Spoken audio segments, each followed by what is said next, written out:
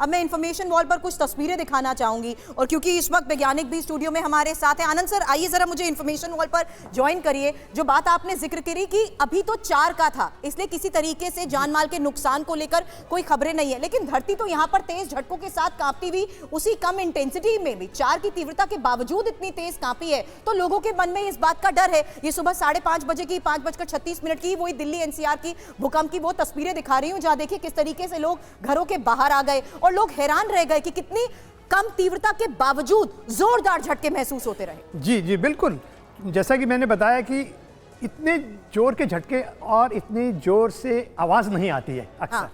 क्योंकि उसकी एक तो या तो मतलब कि रिक्टर पैमाने में कम होता है या दूर होता है और शैलो नहीं होता, डीप सीटेड होता है। तो इस केस में क्योंकि ये शैलो था और एपिसेंटर बिल्कुल दिल्ली में धौला कुआं के पास था, तो नेचुरली जितनी एनर्जी उसकी थी उसमें वो एक फटाफट सरफेस पे आ गई। वरना मान लीजिए आप 40 किलोमीटर पे है या 50 किलोमीटर पे, तो वहां से जो एनर्जी यही देखा जाता है, हाँ, 25 किलोमीटर से ज्यादा डीप, तो वहां से जो एनर्जी आएगी तो वो लॉस होती जाएगी, डिसिपेट होती जाएगी, जब तक पहुंचेगी आप तक कम पहुंचेगी।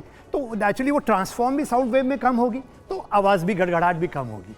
चूंकि ये बिल्कुल पास था तो फटाफट एकदम एनर्जी ऊपर आ गई, एपिसेंटर वहीं पे था और एकदम वो ट्रांसफॉर्म हो गई साउंड एनर्जी के अंदर, और जो गड़गड़ाहट महसूस हुई लोगों को। और यही एक कारण है कि जो नॉर्मली क्या होता है 5 में ऐसा होता है कि आपको ट्रेन की गड़गड़ाहट की आवाज़ सुनाई देती है या लोगों की नींद खुल जाती है। क्योंकि एपिसेंटर दिल्ली में था और शैलो था, इसीलिए लोगों को वो गड़गड़ाहट भी सुनाई दी और लोगों की नींद भी खुल गई। इवन मेरी नींद खुल गई थी, और जब तक मैं उसको मेरा एकदम दिमाग गया मोबाइल उठाऊं और टाइम देखूं तो मैंने देखा 5:37 था। फिर बाद में नोट किया मैंने, तो मुझे पता चला 5:36:55 पे आया था। तो मुझे भी रिएक्ट करने में टाइम लगा और मेरी भी नींद खुल गई। एग्जैक्टली, और यही बात लोग भी कह रहे हैं कि वो जब तक कुछ समझ पाते हैं मुश्किल हो जाती है, लोगों के बीच में डर होता है। हाई राइज बिल्डिंग में लोग रहते हैं तो उनको भी ये लगता है कि बाहर जब तक नीचे जाएंगे खतरे से बचने के लिए वो ज्यादा देर तक आफ्टर शॉक्स की वजह से भी बाहर रहना महसूस करते हैं। लेकिन नेशनल सेंटर फॉर सिस्मोलॉजी के जो डॉक्टर ओपी मिश्रा हैं, उनकी तरफ से फिलहाल अभी तक क्या कहा गया, सुनिए। साथ में यहाँ पर छोटा छोटा अर्थक्वेक होता रहता है, तो आप लोग इसको नोटिस नहीं किए हैं। इसमें कोई घबराने का नहीं है, ये सेस्मोजेनिक जोन है। वहाँ प्लेट कोलिजन जो है वो हिमालयन के बेल्ट में यहाँ से 300 से 400 किलोमीटर दूर है। कोई जो वोल्केनिज्म नहीं है, कोई प्लेट सबडक्शन नहीं है, प्लेट कोलिजन नहीं, इन सिटू मटेरियल हेट्रोजेनिटी से हुआ।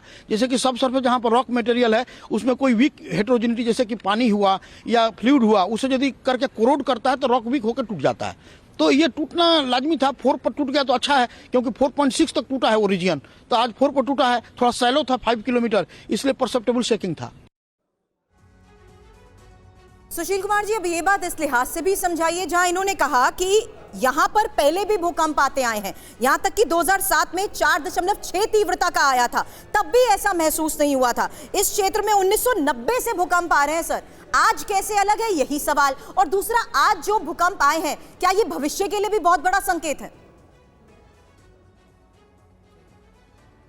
देखिए, सबसे इम्पोर्टेंट बात अभी ओपी मिश्रा जी ने बोली कि ये इस तरह के जो भूकंप हैं वो यहाँ पर इस तरह के भूकंप जो हैं दिल्ली में अपेक्षित हैं, और छोटे अर्थक्वेक, और 2021 और 23 में भी बहुत सारे ऐसे छोटे भूकंप आए थे। क्योंकि ये इसका सेंटर बिल्कुल सिटी में था, इसलिए ये ज़्यादा डैमेजिंग लगा लोगों को और ज़्यादा शेकिंग फील हुई उन्हें।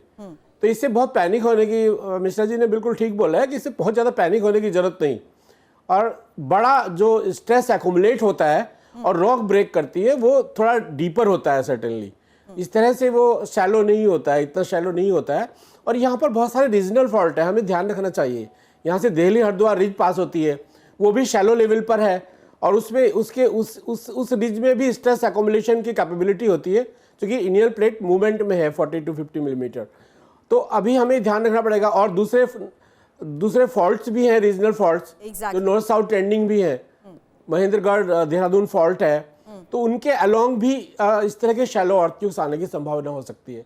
तो बहुत पैनिक होने की जरूरत नहीं, ज्यादा पैनिक होने की जरूरत नहीं है। एक्सपर्ट्स के साथ आज के इस हालात को कैसे मॉनिटर किया जा रहा है, आज आए भूकंप के बाद क्या संकेत मिल रहे हैं, उसी आधार पर हम सवाल कर रहे थे। आप सभी ने हमें वक्त दिया, उसके लिए बहुत बहुत शुक्रिया आपका।